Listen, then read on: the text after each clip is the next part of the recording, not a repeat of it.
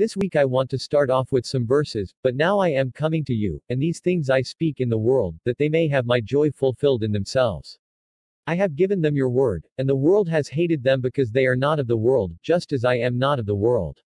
I do not ask that you take them out of the world, but that you keep them from the evil one. They are not of the world, just as I am not of the world. Sanctify them in the truth, your word is truth. As you sent me into the world, so I have sent them into the world. And for their sake I consecrate myself, that they also may be sanctified in truth. I do not ask for these only, but also for those who will believe in me through their word, that they may all be one, just as you, Father, are in me, and I in you, that they also may be in us, so that the world may believe that you have sent me. John 17:13-21. In these verses Jesus is praying to his heavenly Father about us, and I think every Christian should read the entire chapter of John 17. It is amazing what Jesus says about us in this prayer he prayed on our behalf.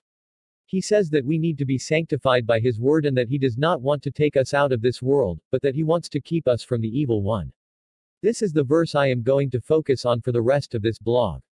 He does not want us to be separate from the culture, the world, but for us to be kept from the evil one who influences culture. And yes, the world may hate you, but he will be with you.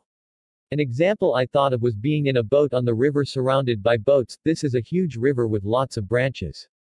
The boaters choose their paths by what influential people say they should do. They are ahead of everybody else, so others watch to see what they do and copy them.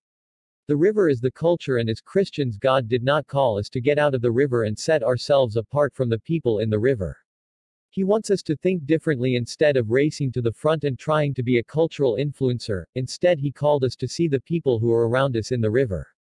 It is not wrong to be in the front if God placed you there. Instead of trying to impose the gospel on them, we should let them see the way we live out the gospel.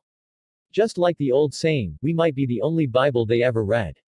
One reason I chose a river for this illustration is that it is always moving just like our culture.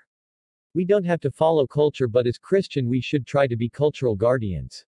Make sure that if something the culture says is right and it is not right in God's eyes, then we should speak out about it.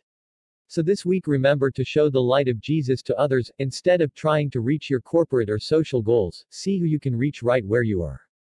No matter how small it feels, it still makes an impact.